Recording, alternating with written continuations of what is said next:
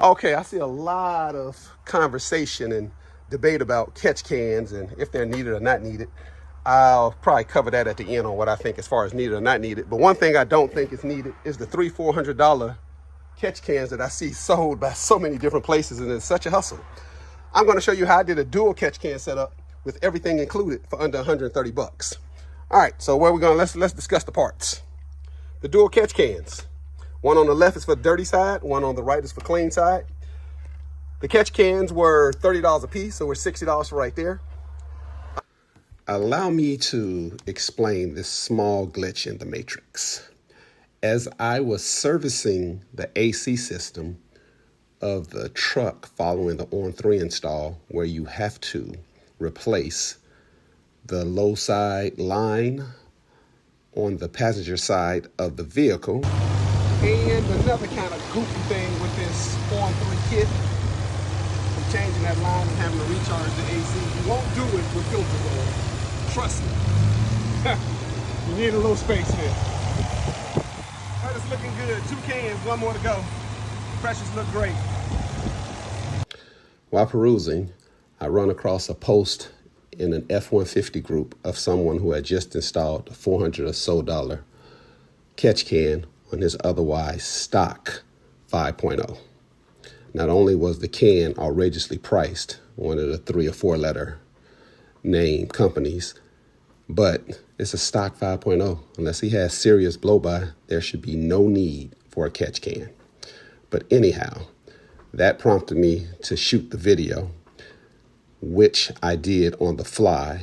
And by doing it on the fly, I didn't have the pricing correct for the parts. The actual price of the individual catch cans were $20 a piece.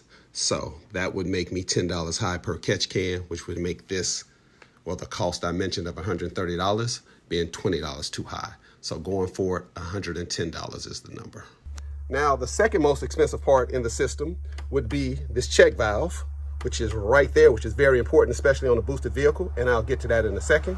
And then the last thing that you're going to need is the actual line. Now, I use 150 PSI fuel and oil rated push lock line on this one. You can go with Teflon line on here, but I don't see what the gain is going to be based on the fact that you can't use a true A&N fitting on there, because I use the stock fittings that were originally on the vehicle, and you're not going to attach an A&N line to that correctly. I have several of these on several different vehicles over several years. I've never had an issue. That is your call. So let's go over how everything works.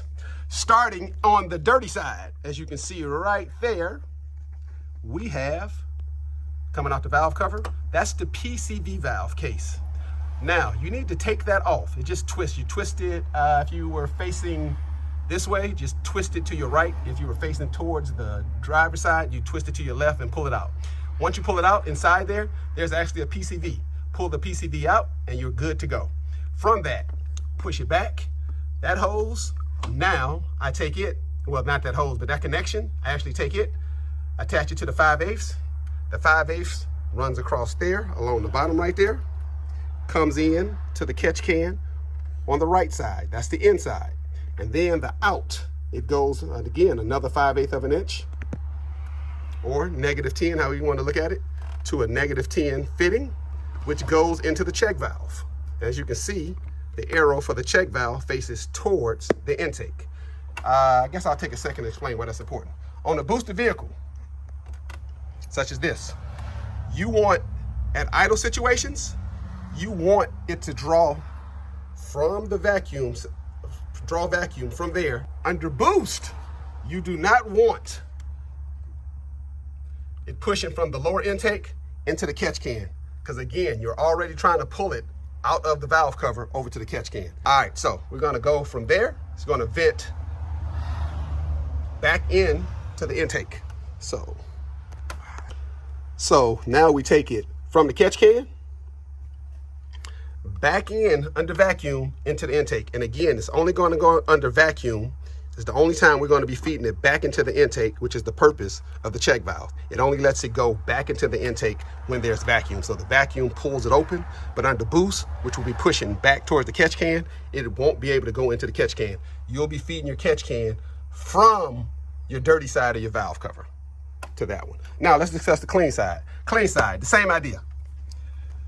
We're using the stock fitting, right angle, 90 degree, into a 5/8 inch hose, -10, comes back, and it feeds to the inside and to the end of the catch can, right there on the right. All right, now you want this side, generally you want it to feed air. On your stock setup, if you look at it, coming from that hose, it's actually going back into your stock intake box. And that's because they're trying to suck fresh air into the motor. So as you're expelling dirty air over there, you want to be inhaling dirty and clean air on this side, on your passenger side over here. So in order to do that, they vent it back over. I shouldn't say vent it. They actually pulling the vacuum back from your stock intake. So two things I did there. One, where it comes in, which is another reason why I like this version of catch cans, it comes with a little 3/8 of an inch filter, or the fitting, it's with half inch fitting for the little small filter right there. And what that does, that gives you air to draw in, and then to take it a step further on what they actually would call the out, it is actually coming vacuum from the turbo. So it comes, the intake on the turbo side, it actually pulls vacuum. So this is always pulling vacuum through that side, constantly. Anytime, especially on the boost, when this turbo is spinning heavily, you're pulling a lot of air in, which also causes air to be pulled into your can, which also gets air to be pulled from putting a good vacuum on that side of the motor. So to break this down again, catch cans, both of them $30 a piece, $60. Check valve, $26. 5/8 of an inch, 10 foot worth of 5/8 inch, 150 PSI oil and gas rated push lock line, another $26. Oh, let me add in these right here. You're gonna need 2 female -10s, and I think those were $10. So there you go. And that is the actual dual catch can setup that has been quite effective. All right. Happy boosting. Oh, I said I would mention why, my opinion on if you needed these or not. A non-boosted port injected setup, I see no reason why you should ever need a catch can. It will serve no purpose unless you have blow by on your motor, and then that's a motor issue.